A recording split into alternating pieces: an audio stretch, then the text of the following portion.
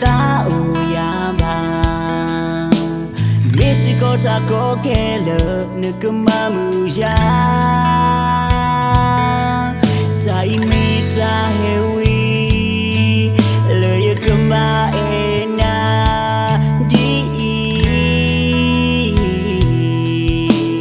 di to do bwa le e ya je te e to Mexico tinya le ni te e ya ba wa le e ja je te e je bwa le te e ya le menu a khole ye te tinya ba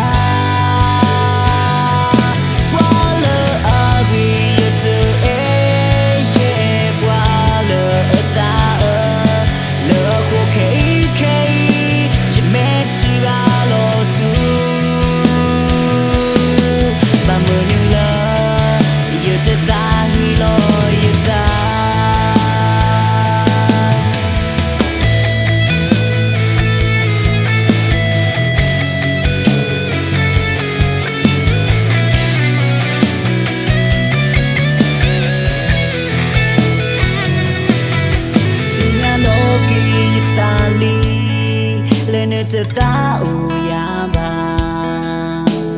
Mexico ta ko kele nukumamuja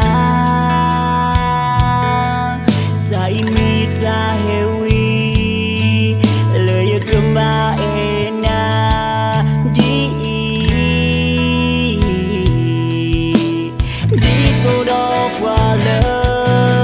e ya je te e to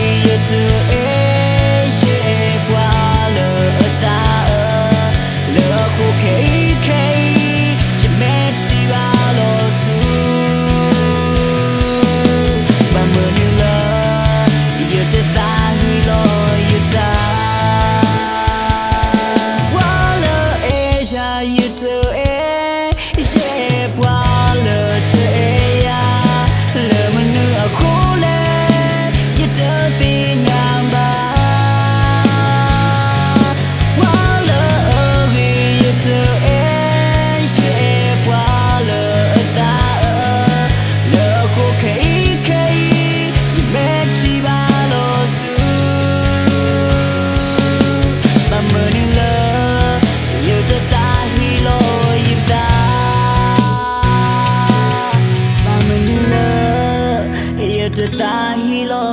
ta